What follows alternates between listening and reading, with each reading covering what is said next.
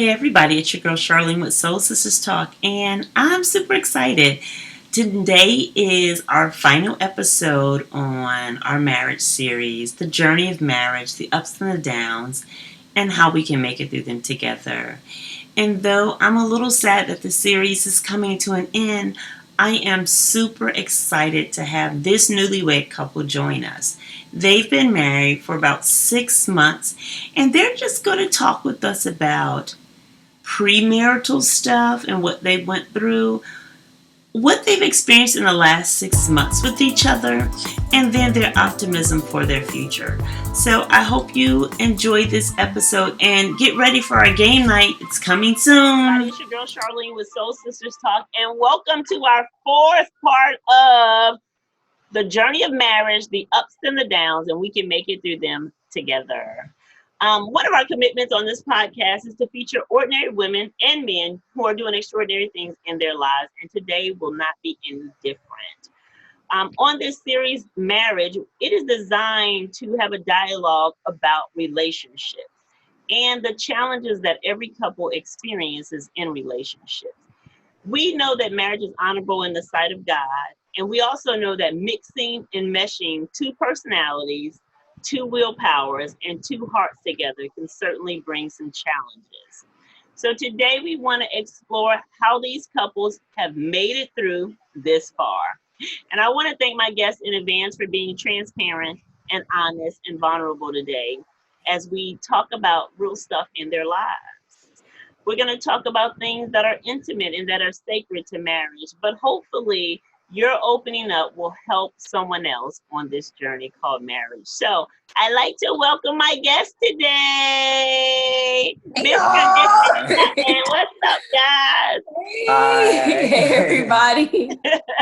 This is Marquise and Tiana Sutton. They are 24 years old. Y'all better go with y'all bad selves. I was married at 19, so I was young too. They currently live in Durham, North Carolina, and they have some babies, but unconventional. They got 2 pit bulls, a python, and a turtle. Tiana is currently writing a book about her transformation from atheist to a Christian and how God has always been in her presence, even when she did not think that he was. And then Marquise, he is currently writing a screenplay.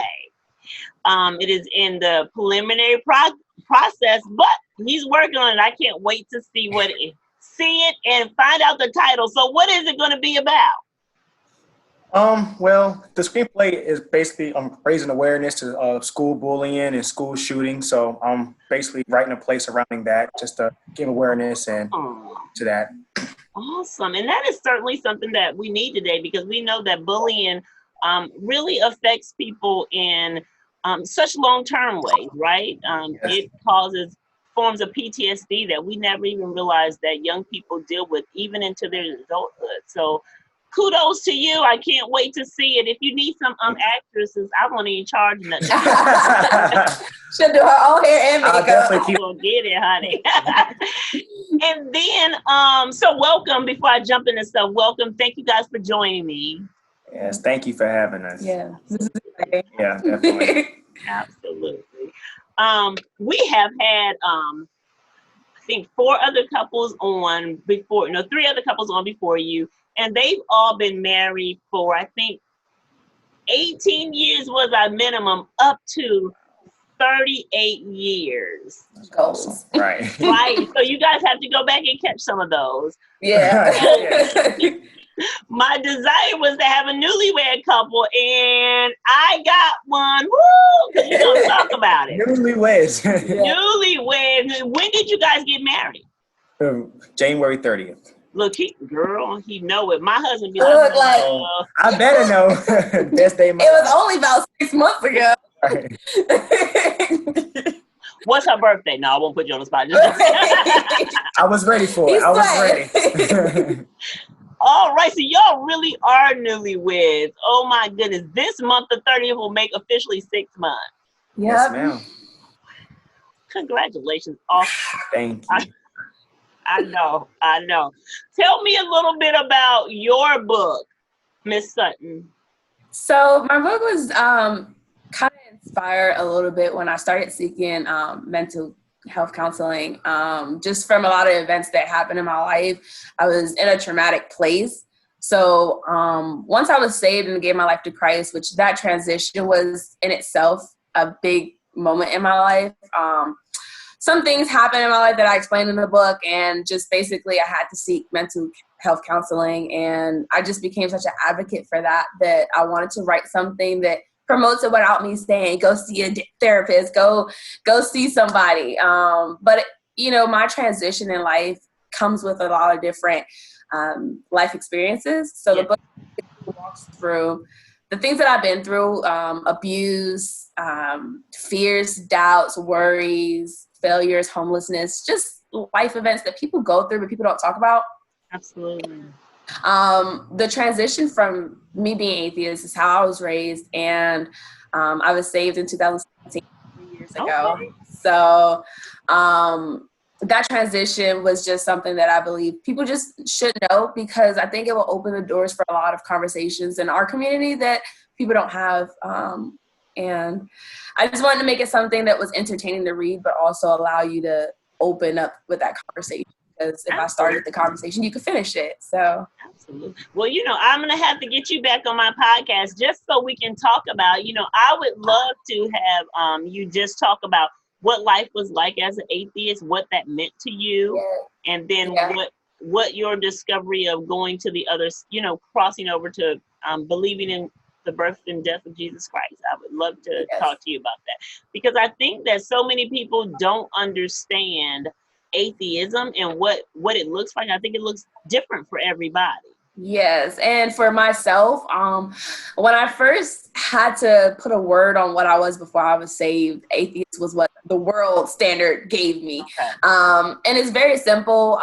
It just means without religion. A is without, and theism is God. So without that godly religion. But society kind of took a negative toll on it. So I just immediately was just confused as to why I looked so down upon because I didn't have a God. But once I actually transitioned, I realized that I was just someone that was hopeful and just never decided to start a relationship with God. And once I met Christ and fell in love with Jesus and started dating Jesus before I met my husband, started dating him, I learned so much. And I mean, there are people out there that are spiritual. There are people out there that just, society makes Christianity look bad sometimes and they run away from it.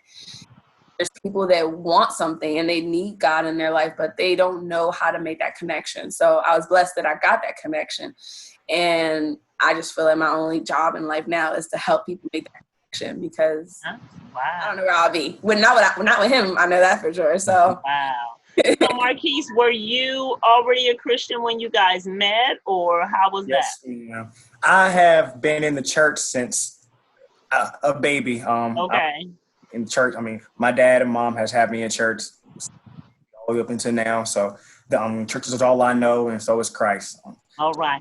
So was you a part of her conversion? Well, no. He didn't know me back then. No. He didn't know you. Okay. I met the new Tiani. Yes. Okay. So you was she is your she was like your Naomi and Ruth, huh? You was gleaming at her, right? While she was out in the field working. I see. Boy, yes. Well, awesome. So tell me then, guys, that leads to our first question. How did you guys meet? So we met on a social media dating app called Bumble. It's a social media app that you can meet friends. Like I met girlfriends like that. You can dating version or business version. So we met then in December 2018. And then we dated for a year, and then Is that your story too, Marquise? Well, the story that I tell normally is hold on, let me just no couple I've ever interviewed had the same version of the story. So go ahead and tell me yours. Okay, well, the story I have is, well, I always tell people at first, we met on ChristianMingle.com, but that's my joke. ChristianMingle.com, okay. So, yeah, we met on Bumble.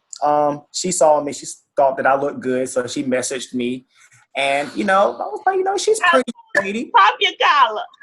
You know, so I saw that she was pretty as well. I was like, okay. So we started talking and then started talking about dogs. And that's when I knew that she loved dogs and we had something in common, goals, and how we both were just wanted entrepreneurship for ourselves and not to be, working a 9 to 5, so that we had some else in common. And then immediately start talking about Christ.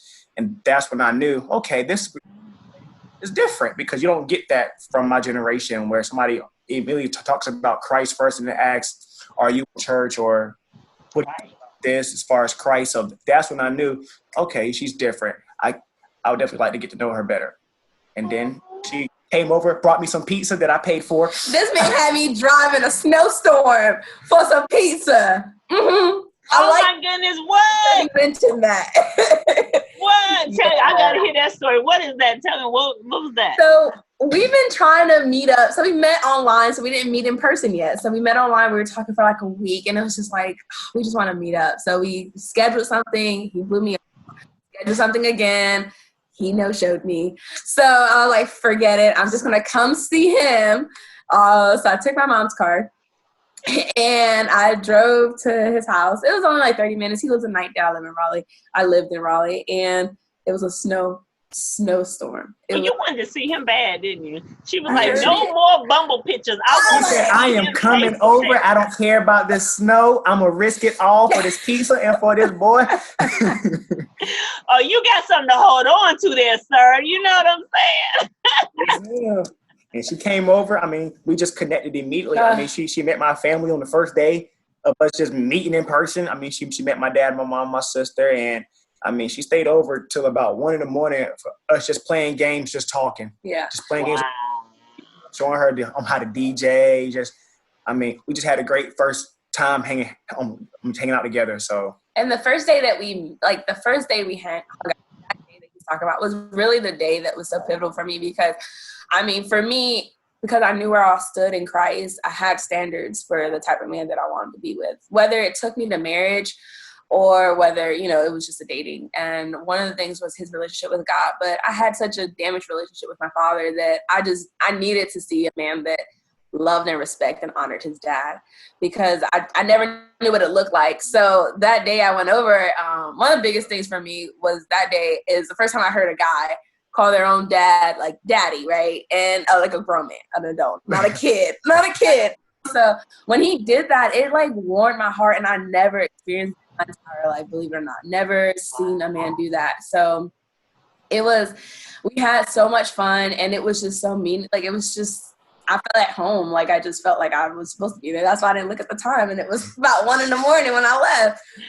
Oh my God, that's a beautiful story. That's a beautiful, beautiful story. And I think, you guys said something that I think that people don't take time to do now, is just to genuinely get to know each other, and spending that time on the phone or whatever through that app versus the always physical meeting each other, because physical can lead to a false reality of what something is. But when you can just spend time on the phone and chat, you kind of get to know each other, to me, a little bit differently, on a different level. So that's cool. And then when you met, it was like, y'all been friends forever. The first day she came out, like, what you talking about, girl? Come on, let's go do this.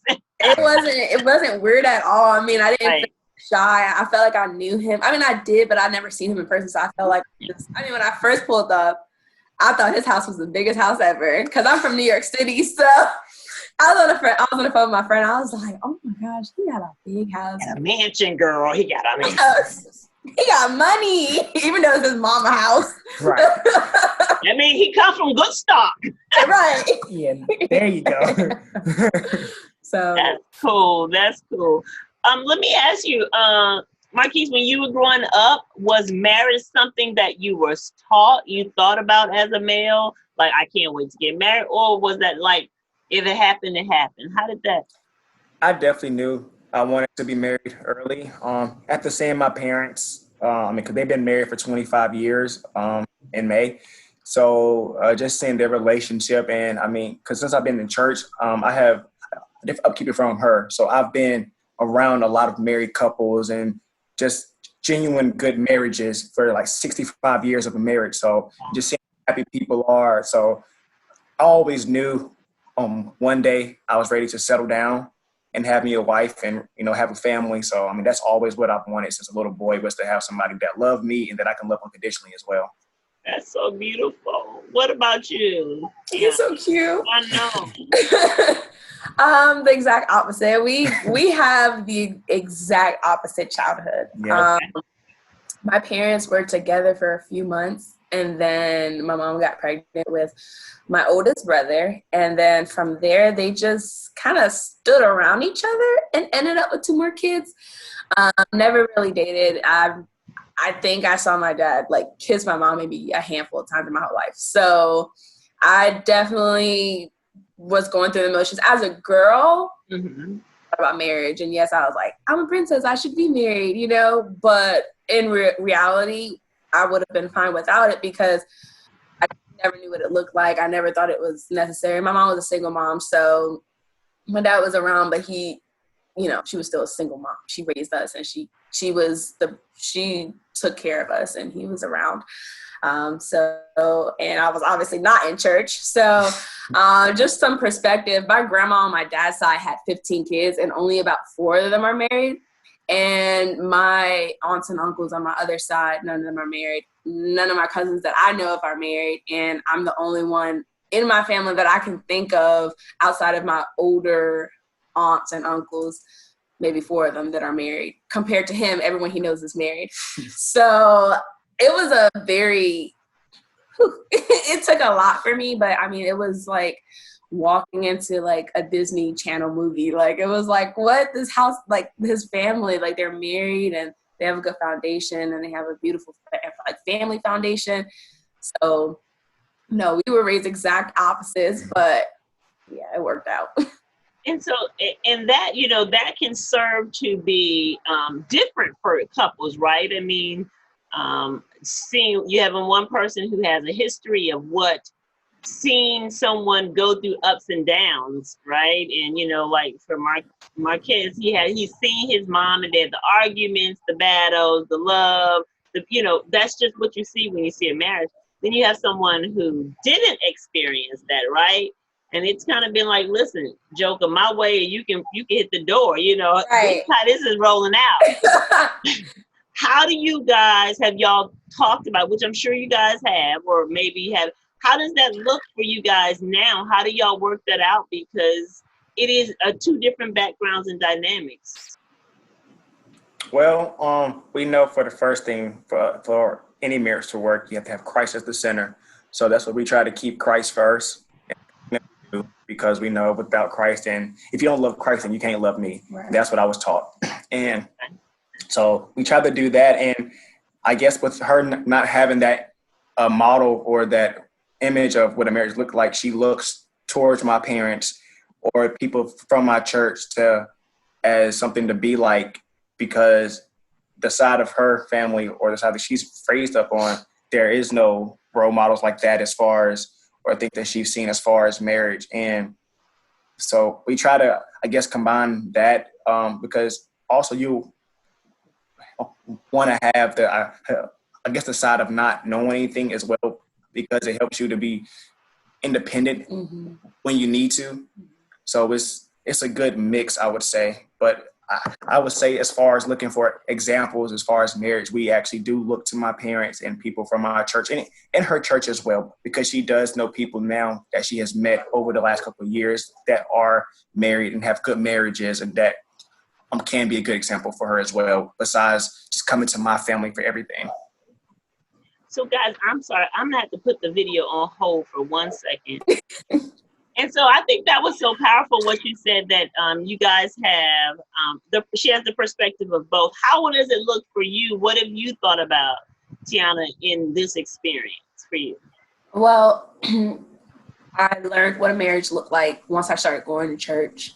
And then I was really wrapped around, like when people learned that my parents weren't married, I had nobody really married to look up to. My church kind of surrounded me. They made sure that I found out who I was in Christ first, what God thought about me, what I am, and who would be the best man for me based off of my needs, my desires, the things that God has shown me that he wants me to, be like. And they just did a really good job and just kind of like wrapping me in this mindset of you're going to love Jesus and then you're going to find a guy. And if he makes you think about the same love that you have for Jesus, then boom. So, it's unconventional. No, that's good advice. That's good advice. I definitely, I had to be with somebody. And honestly, even in a dating stage, I don't think I would have started dating him. Some people go into a date and like in a relationship, whether it leads to marriage or not, just to see if they could fix it. But that's the whole reason why you start to meet people. And when you start to date, that's when you're ready to work towards marriage. So even before we ever dated, I had to clear that through. And yeah, we kind of saw marriage really fast. Okay. I was going to say, I wish my husband was here because we two both grew up from a different perspective. He was on your side and I was on your husband's side. I grew up with seeing marriage in my family. Although my mom and dad did go through a divorce, they ended up remarrying each other again. So that's really cute. So they went through a divorce, I think for maybe a couple of years, and then they were back remarried again. So they were married, 30, 40 years until, both of them have passed now. But so everybody in my family from a young age, my oldest sister got married when she was 16. Yeah. And my mom was married when she was probably close to the same. My oldest sister I think she'll be like 65 or 66. So back then that wasn't abnormal, right? That was kind of normal. Yeah, that's true. And so she got married. My mom had to sign papers for her to get married at such a young age. But so I grew up like knowing I'm going to get married to somebody and be someone's wife. So my whole perspective growing up was being a wife. My husband totally did it. He did not see, he saw marriage. His family, they were married, but the men were not accountable men. Let me say that. They kind of had their wife and had some concubines on the side. Right. So right. With that, and so he said, marriage wasn't on his radar, because he was thinking, well, why I need a wife if I could just, I just stay single, keep all the women I want. And it wasn't until he got saved, he said, that his perspective changed about marriage and that it was honorable. And he said his experience was like yours. He got an opportunity to understand what marriage was and genuine love looked like in the church through the body of Christ, watching those couples go through relationships. So that's cool. Let me ask, I know you guys are new at this, but what challenges have you guys experienced as a newlywed couple already, right? And like that you could say that would help another young couple watching. I'll just say this. One of the things that we talked about in our other podcasts with the other couples is that the number one issue that affects most couples is communication, right? And communication is like the tier, but then there's things that branch off of there. You may be financial, it may be children, it may be intimacy. But if we fail to understand how to communicate, that's a problem, right? And that kind of is a sifter for everything else. What kind of things have you guys found that have been challenging that you guys are working on? Because listen, no matter how long I've been married, me and my husband, we have challenges and we're working. So don't be ashamed to talk about your challenges. What kind of things have you guys found early on that you guys have been challenged with and that you're working on? I would say, of course, communication. We're still learning each other. I mean, we've been knowing each other for about 2 years now. So we're still learning how each other reacts, how each other acts to certain things, or just how each other does things, and I've learned from my mother over the years, certain things at the time, it becomes like, okay, that's nothing. You let things go. But when you first learn each other, it's like you want to express everything that gets on your nerves or everything that bothers you. So, or either we don't know how to communicate when something bothers us. But then we come together and finally sit down, have that talk and be like, okay, well, this is what it is. This is what it is. How do we come together so we're both happy, because the main goal isn't for us to be at each other's neck. Our main goal is to come to that resolution. And Yeah. honestly, the premarital counseling is really what helped us to where we're at now. Because if not, I'm pretty sure we will just, no, I'm right, you're right, I'm wrong, But the fact that even if we do get upset with each other, it's not long at all. It's not.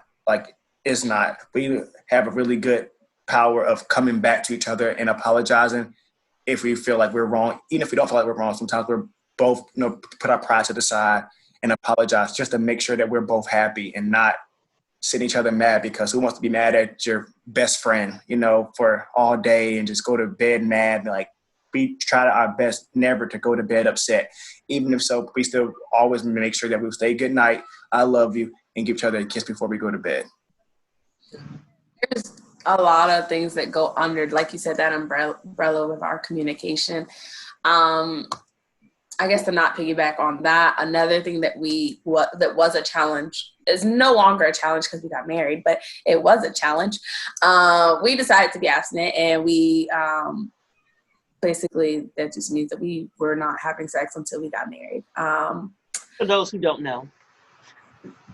Yeah, Should be a word that everybody knows, but for those who don't know. I explained it because a lot of people don't talk about it, and when I say it the first time, you just let it go in one of your. My husband and I were too when we. That was our. So and that was my only deal breaker for a relationship, and that was a challenge because it wasn't just sex. It was like, we can't make up, so we have to talk and we have to get through our argument.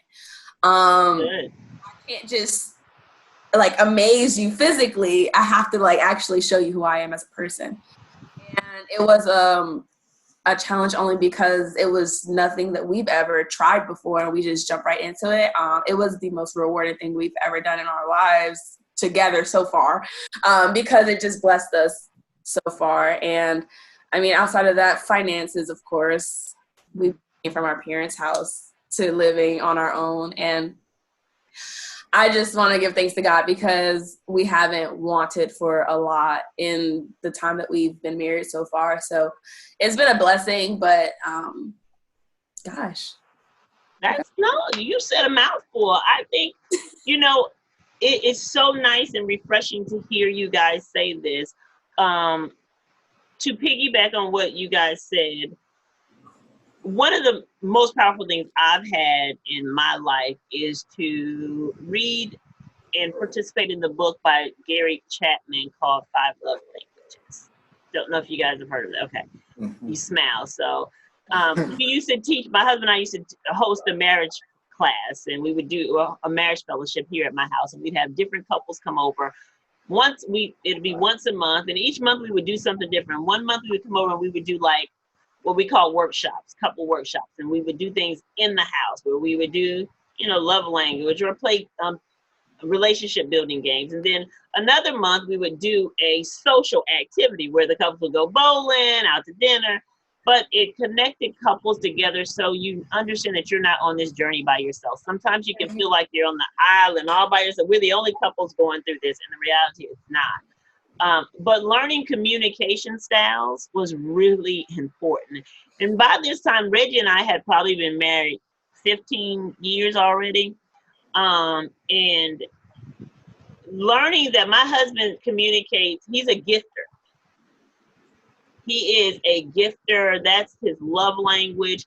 For probably 10 years of our marriage, I am not. I'm cheap. I'm frugal. I'm the one that's going to make sure we have lights on all the time. We're going to have at least $2 in our pocket at all times, so I'm frugal. He would be, bring me cards home and flowers. I just didn't get him. Like, why is he spending $70 on roses, right?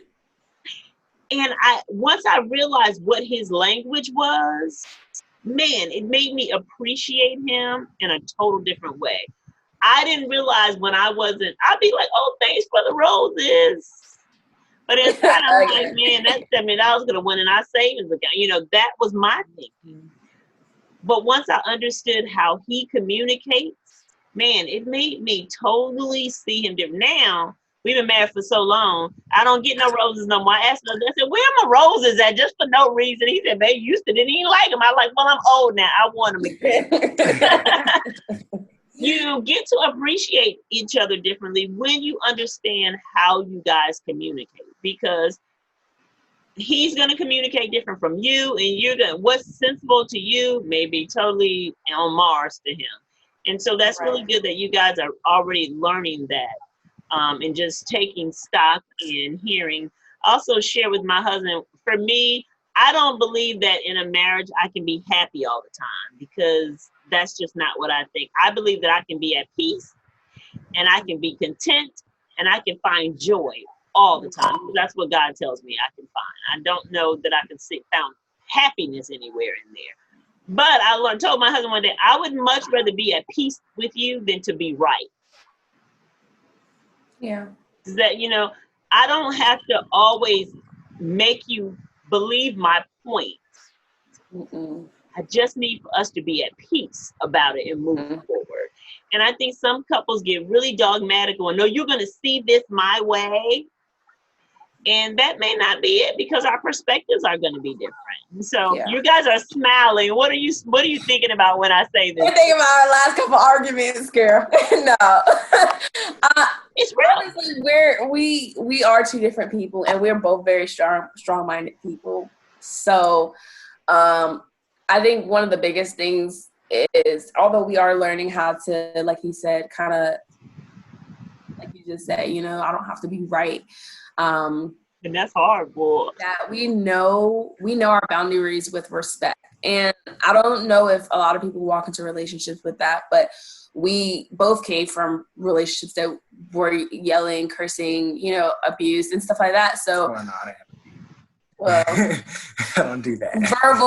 Verbally or emotional abuse. Right. I get what you're saying. But, so we came into the relationship, and I remember the first time this big mouth started going off, and he kind of just told me, like, we're not doing that. If you're going to talk to me like that, then we don't have to be together. There's no reason for me to be in a relationship with a woman that can talk to me how she wants to, like that. So, being checked like that was beneficial for us, because he got a mouth too. And I flipped it on him. Yeah, we all do. But, so I think even though we know where our arguments can go, and we know that we can be humble ourselves and, remove our pride and come back and say, I apologize for this. We don't pass that respect level. And I think that's another big thing, because the argument can go from 0 to 100 if you say the wrong word. Yeah. Quick. Especially if you're dogmatic about you're going to be right. You're just wanting to win the battle. You don't care. Right. It's like all bets off. And you can't do that when you're in a relationship, because some wounds don't ever heal emotionally, so. And then I think it's awesome that you guys are at a place now with your finances, like you said, that you're in a safe place, and the Lord is blessing you guys with that. Yes. And it's just critical to always talk about that and keep that forefront. And then I think y'all said something for a young couple to hear: intimacy. I think that, I think that's where 90% of us go wrong, is everything is physical. And intimacy, and I talk about this with the other couples, so you guys aren't the only ones. When we have a session called Let's Talk About Intimacy. And intimacy can be expressed in so many ways outside of what we know as sexual intercourse, right? It can be expressed so many ways. And I think more couples need to find out how to express intimacy without it always being the only way that we think of. And so congratulations to you guys that you guys were able to be emotionally intimate with each other and get to know each other on that deeper level way before physical. Now I'm a little jealous, because me and my husband, we did too. We abstained. However, we got pregnant right away. How y'all 6 months? Oh God, that is so funny. I don't know. I was mad at him. I was like, this is not supposed to be happening. That is so funny. That is so funny. It's risky now, but not right. But Glory really does go to God, because that what we did was, it wasn't just for us, it was to glorify God, and it was to show that we are obedient. And it, for me, everything that I do, I just try to do it in obedience, because I've lived so long against him. You know what I mean? So for me, my driving point is, I'm definitely going to do whatever the word says, because or at least try. I'm not perfect. I make a lot of mistakes, but at least try. And for him, he loves the Lord. I mean, he was raised around it, and he was raised around good marriages. And for both of us to make this decision, it wasn't, let's wait.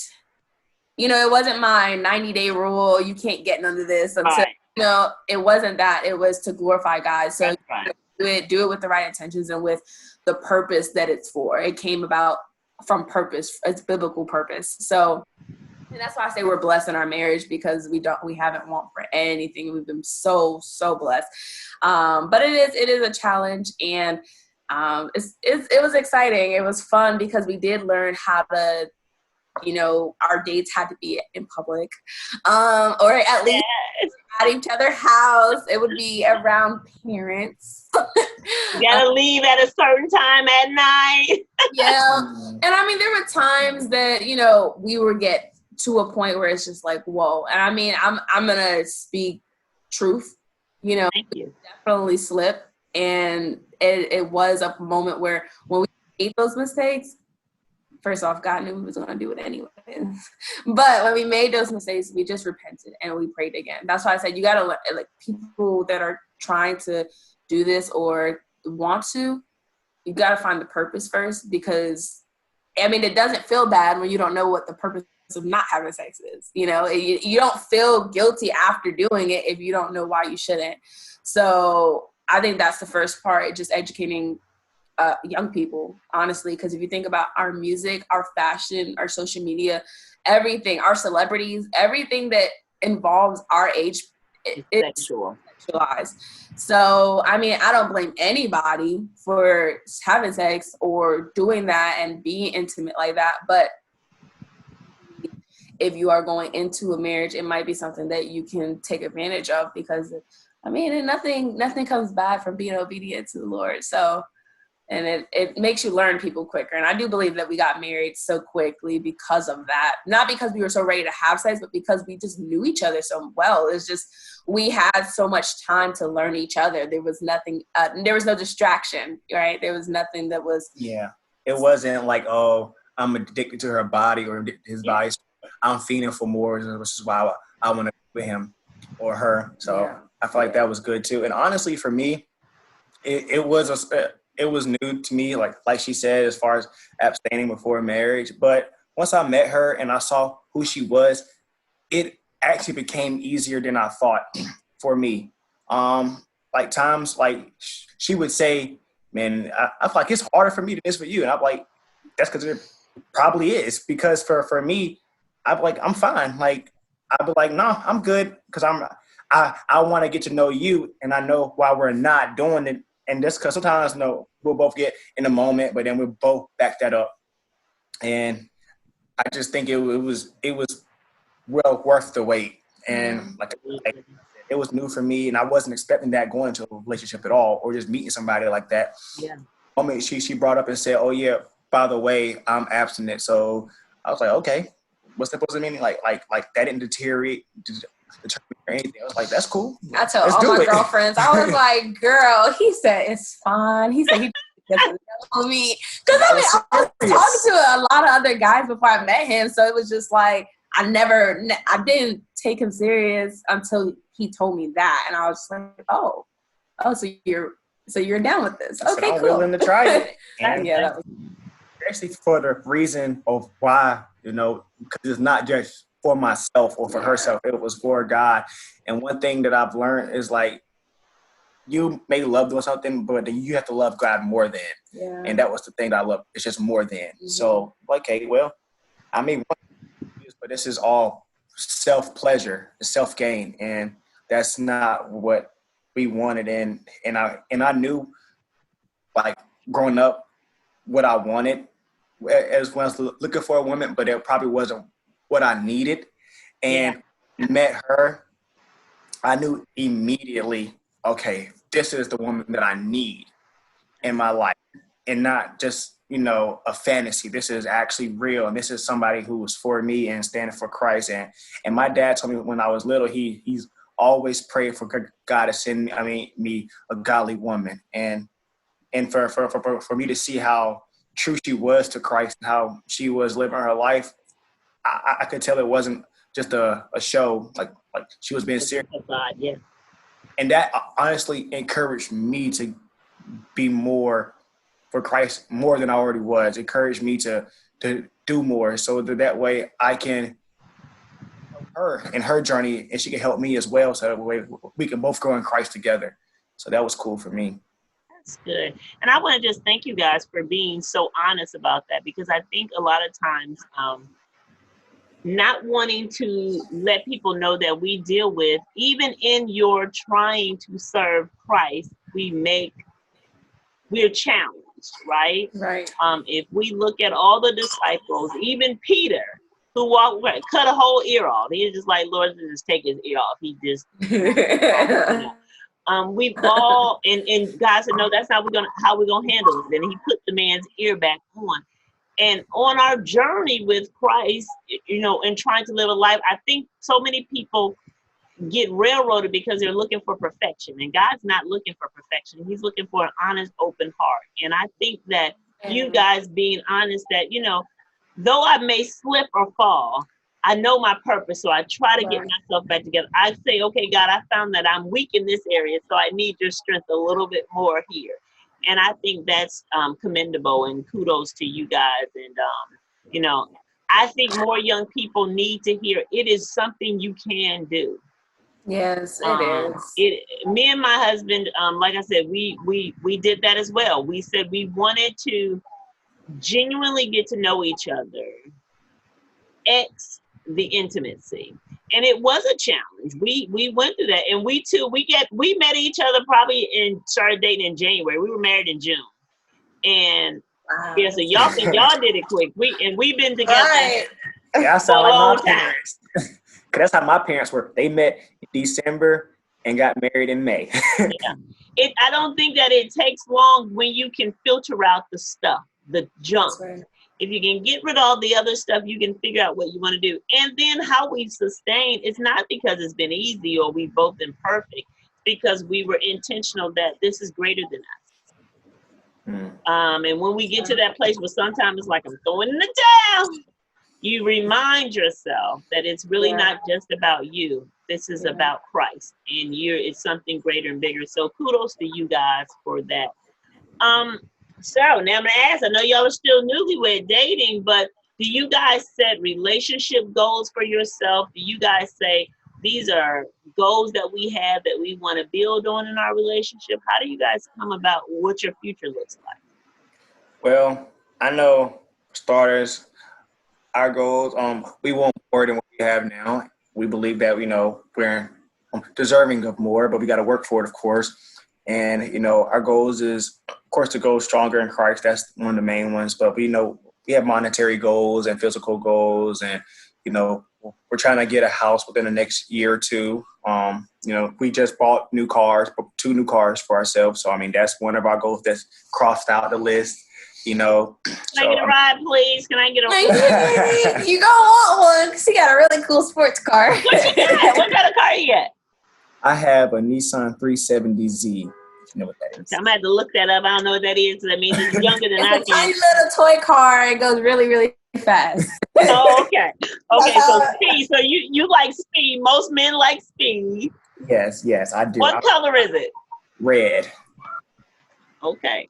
Now don't you be getting no red tickets with that red car, okay? I don't plan on it at all. And what kind of car did you get, ma'am? A regular smuggler Nissan. I got a Sentra. But I also, now that I started dating him, I want a Camaro really bad. So I'm into cars now. But then I found this Camaro, so I bought a Nissan Sentra just so I could have a good trade-in value when I'm able to get my Camaro. But I have a very very sporty car. Yes. Very sporty car because I like fast too, and I didn't even know that. See, you brought out some characteristics that you didn't even know was happening there, right? Right. So what about you? I know that you guys have collective goals, do you have individual goals? Like, I got now, you want a Camaro, you want your sports car. How do y'all set goals for yourselves? Just sit down and talk about them? Yeah, so we're taking time right now. So we're gonna tackle each other goals one step at a time. So right now I'm writing a book. So all of our resources, time, energy, money is going into that and making sure that that's profitable for us. And then once that is something that we've controlled and it's out there, we got a good hold on it, then we're gonna work on his screenplay, which is why it's preliminary right now. So and then once we are able to, so we know our goals, like we know our goals for years. Yes. We really do. And it's like I feel like I bring it up because I'm just a broken record and I like to hear goals over and over again. But it's like every time I bring it up, he's like, we're gonna do this when your book is done. Gonna do this when I finish writing the screenplay, so we have our goals and we just piggyback because we know that myself as an individual, I have a specific purpose and himself as an individual have a specific purpose. And because we're together, we have to respect those purposes. So it's pretty much tick for tack, more so like I go ahead, hit my goal, he go ahead, hit his goal, but we work together to support each other. To make sure that we hit our own goals. Have a couple of entrepreneurship goals for the future. So, we at least 5 different businesses. Literally. They said 7 strands of income is what you need to be a millionaire. So go and get them. Y'all still wait for being a millionaire. How do you guys look at flexibility in your relationship? Are you guys like, this is the goal, this is the goal sheet, this is the timeline, or are you guys like, okay, we want to do this, but the wind could blow this way? Are we flexible with that, or who's the one who's gonna stick to the plan? Who's gonna be structured? I stick to the plan. I write it out on a piece of paper every single day. Literally every single day I write down, no matter what the paper look like. I just gotta refresh my memory on where we're at and where we're going. And he goes with the wind, pull and loop. I try to be realistic of how life brings us, and like, okay, well, we have to be prepared for this, and this. So she's okay. This is my goal. I'm doing this. This is what we're doing, and I try to bring her back in, and let you know. Well, we also have this as well. But she's like, calm down. But together, it's good. Together we come to a great conclusion. But I think it works because I get it out there, and then he polishes it up. Yeah, that's good. That's excitement, and she just wants it all out there. I do get excited. And that's a really good way to look at it. And it's balance, because you guys are different people, and the Lord put y'all together for a reason, and there'll be balance. And when you get way up there and you start flying off, he'll be there with the string. Come on, baby. Come on back down. And then when he's too timid and laid down, you'll be like, come on, honey, let me push you up. And that's right. That's what a good team does. Any good team is important to be able to hold its weight with each other. So that's good. Now, with all this ambition, are y'all still dating? Well, with COVID-19, it's been a little hard to go out and actually do dates, but we are trying to incorporate other things, that we can do. Like, I came home from work one day. She had dinner, candles, everything, a full menu. That was just like the sweetest thing to me. For Memorial Day, we went paintballing together. We gone to a lake. We had a picnic, so we're still trying to find things to do. And it's funny, the other day, I was just telling her, I was like, man, I would really like to take you out somewhere on a date, but with everything going on, it's put things back. But, we're still trying to find things to do and incorporate, so that way we are still doing things together that's fun and going out to still learn each other more. Don't let her look. Don't let her see what I'm about to tell you. But close your ears. But you can still date her. You can take her for a picnic. Y'all get in the fast car and go for a ride, Oh, we do that. Yeah. See, the nice thing about dating is it's not always about the money you spend. It's about the quality time that you have with each other. And I think COVID-19 has caused couples to really look at each other and say, I like you. So let's figure out how we can spend time together. X having all the distractions around us. You know, when you're out at the movies, it's really not about you and him. It's about what's on the screen. When you're out at dinner, you know, it may be there, but you got waiters and all these people coming up. But when you can just be in your house on the floor like she did a candlelight dinner, or baby, let's get in the car for go for a ride. I got a picnic basket in the car. We're going to the park. You guys can still do those things. So keep dating. Let me just say that. Never stop dating each other. Never stop looking at him like he is your king and he just makes you smile, give you those butterflies in your stomach, and never stop looking at her like, man, she is the finest thing I ever seen in my life. I'm telling you, do it as often, because like we said earlier, the world has so much stuff coming at you, so many distractions. You don't even realize you're distracted until you like, oh, what's happened with time? It's been a whole week and we haven't even connected together. Yeah. So every day, like you guys are doing now, be intentional. The same intention you had about your commitment to Christ and making sure that the way you guys entered this marriage would be honorable to him. Have that same kind of commitment and honorableness to each other, right? You know, Christ is certainly the center. But he connected you guys for you guys to be connected to each other, and for her to be your helpmate, and for you to be her covering. So never forget about dating each other, even in the small things like the dinner with the candles. Like that just makes me sad. I think it's wonderful. My husband told me he wanted me to ask you guys this. He wanted you guys to look up 1 Corinthians 13. You don't have to do it now, but at some point. And he said, because all couples need to know, when you talk about relationship goals, what Christ says about relationships. And 1 Corinthians 13, you can get it if you want to now, but love is patient. Love is kind. Love is kind. Okay, yeah. It's long suffering. Yes. It's forbearing each other.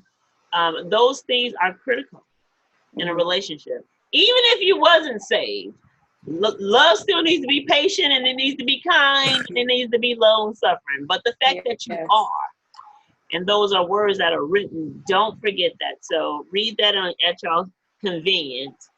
And then let me ask you this: what does marriage look like, or life look like for you guys in a year from now? What are you guys hoping to do outside of your entrepreneurial goals? What are you guys looking to see for each other in marriage? Kids, a house? What are you guys looking for in a year from now, would you say? No kids. No kids, okay. Hold on. Hold on, brother. I don't know. Okay. Don't let Soul Sisters start no trouble in y'all home.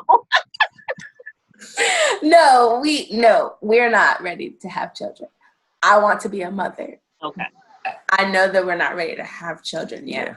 I want a baby, but at the same time, like you said, we both know we're not in a position for children right now, so we're trying not to have kids right now. But as far as it happens, I'm gonna be sad. Yeah. So. What does that position look like? That's the point. What does that mean when you're not in a position? What does that look like? I would say more financially stable. Just because we know kids ain't cheap. so we want to make sure that just our credit is higher for one. We want to make sure that we have enough in our savings just for her to go out of work for months and me to be able to take care of all the bills and make sure that she's good and everything's fine with that. So we want to make sure that we're more financially stable than we are now, and just I would say a house as well. Because we have a 2-bedroom apartment now, which is fine if we did have a child, but with the dogs and it would just be a lot. So we're really trying to get a house. So that's our really next goal, is to get a house. And is that the same for you, Tiana? Yeah, financially is my biggest thing. I know Marquise, when he met me, I was very strong-willed when it came down to making financial decisions for myself, because I was raised by a single mom, and it's government funding and all that stuff, and I thank God for my mom because she's incredible, but I just don't want that for my children, and I don't think we will ever be in that position that low, not that far back financially, but I just, he was raised like pretty comfortable. Like, I'm telling you, like, every time I think about his childhood, I'm like, you are the children on Disney Channel that I used to watch. Like, you're the kid that I used to see on Disney Channel. And I want my kids to be like that. Like, I want kids to be like, oh my God, I love your house. Like your mom's car, dude, what? Like, I just want, and it's not for the love of money. It's just, I don't want my kids to be You want some comforts for your comfortable. Yeah, comfortable. And I just, I don't want my kids to go through what I went through. So just to have a good life. So yeah. It's good. Well, it sounds like you guys have together come up with some goals. I will always say this. I'm a mother of, I don't know, I have 5 children that I've raised. I raised my niece, and she's 32. So, but you'll never be financially ready, right? Because unless you set a goal that says $10,000 means we can start having babies. But life presents economic changes. Things are always increasing. One day you got this much, that. So children are definitely an expense. So don't sleep on that, okay? You're right. So have a plan, but just know that it's doable. If that's something that you guys want to do, you guys can do it. It's doable. Because me and my husband said we're gonna be financially stable, and now my last one graduates this year. Woo! And I'm still not financially. I mean, it would be my goal to have $1 million in the bank right now. It ain't happened yet, but I realized that's where the flexibility. That's why I asked you about being flexible, because things can change, and things move and swiftly, and so be intentional, like you guys sound like you're doing, but also be flexible, Mister. That is, if it happens, y'all just gotta figure it out. Right. If it happens, trust me, I'm gonna probably be the happiest. Yes. I have baby fever really bad, but I have to control. We both do. It's okay. Look, don't call me next week, being like 2 weeks from now, talking about it was your show. Who did it? Oh man. We know that God's timing is perfect, and Amen. that He will never give us anything we can't handle. That you can't handle, and then what you can't handle, He said to cast His cares upon Him, and He will help you along the way. So He don't design it for you to have it all in your hands controlling. He designed it for you to trust Him. Yeah. To help go through it.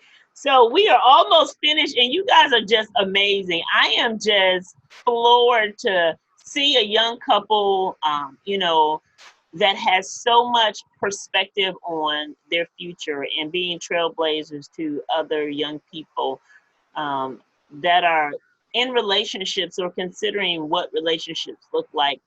I'm going to share one personal story, and then we're going to give you guys your last thought.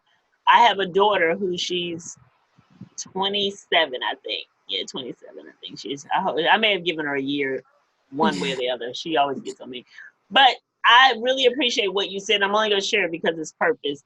She said to me that even though she's seen solid marriages around her all her life, when she was younger, she said this, not older, okay? But when she was young, she said, but she looked at celebrities and said, I don't think I'm ever going to get married, because if you can't be faithful, I'm just going to use this couple, to Jay-Z or Beyonce, or, they can't stay together, or this couple, how is it going to work out for me, Mom? I'm just little old me. And, I had to encourage her and tell her, you can't get your marching orders from what you see in Hollywood. And so it's so nice and refreshing to hear you guys say, because social media and Hollywood is a big thing for your age group, and you guys base a lot of who y'all want to be based on what you see. And I'm really glad that your perspectives as young people is solidified and rooted in real life and not the polishing of social media. So kudos to you guys with that. Continue to be trailblazers. Continue to share your story with other people, because there are young people out there who needs to know that they can too make it the same way you guys are making it. And when there's trouble in a relationship, it doesn't mean that you have to hit exit. You can hit Yeah. Yeah. Yeah, you Yeah. don't have to hit exit. You can hit Run away. reset. You can conversate. You can table the issue that's causing problems until we both come down a little bit. But you deal with it. You address it. You keep God first. And so, I mean, you guys are doing it, and I'm so proud of you. Thank you so much. That I'm means so a proud of lot. you. I do want you guys to do what I've asked every couple to do before we end. If there was one thing that you can leave, one thought that you both can leave with someone watching this show, what would that thought be? And while you're thinking about it, because that's a big question, then we're going to have you guys do a little exercise. Okay, so think about your question while I do this little intro. So guys, thank you so much for watching us on Soul Sisters Talk. I ask you to follow us on all of our social media platforms. We're on YouTube, Facebook, Instagram. Send me messages about conversations that you want to hear, and we will make sure that we make that happen on Soul Sisters Talk. Now, before we end, we got this couple, the Suttons, and they're going to leave us with their final thoughts. What is the one thing that if you could tell a couple who was watching information that they need to know about marriage? I would definitely say to stay in the presence of what you want to attract. If you want a good man that, you know, is honest and loves the Lord, then stay in that presence. Follow only women that highlight their husbands. Follow men that speak highly of their wives. Don't go and be around people that are not faithful, or don't listen to music that only talks about having more than one lady in their lives. And, you know, stay in the presence of what you want to attract. And, yeah. Stay in the presence. I like that. What about you, sir?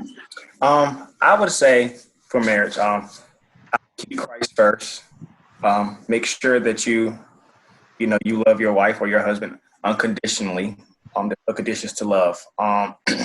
Also, be quick to listen instead of talking, because most of us want to get our point across, but sometimes it's okay to listen and to know that your wife or your spouse is not against you and that you're on the same team. So keep that in mind, that you're on the same team and you have the same common goal. So, yeah. I want to change mine. No, I'm just kidding. No, I mean, you told people to know that you told people to be purposeful. Know what your purpose. Know what you're going into this for. That's so important. Some people don't. They don't know what they're going into marriage for. They think they're going into it to have sex, or they, to have somebody to have sex with, or have somebody who can pay their bills, or know what it is that you really want out of marriage, and then that's what your focus is. And man, you guys are just, snap your fingers. So go ahead and turn and look to your mate. Hi. Okay, boo. And I want you to say this. Hey. You want us to say what now? I'm going to tell you. So look each other in the eyes. Yeah. And say that, honey, I love you. I love you. And thank you for our journey so far. And thank you for our journey so far. And I can't wait to see where it takes us. And I can't wait to see where it takes us. All right, give each other a kiss. I said, give me a kiss. He said, don't leave me over here hanging. I'm telling you now. I'm camera shy, y'all. I'm camera shy. Yeah, well, you did great on the camera. I thank you guys for joining us today. And I know that the information that you guys have shared will bless another couple. Please don't forget, keep doing what you're doing. Keep sharing your story. When you write your screenplay, I need to know about it. I need to get you back on the show. We're going to talk about your transition to Christ and what that looked like for you. And I love you guys so much. Thank you. Thank you. We love you.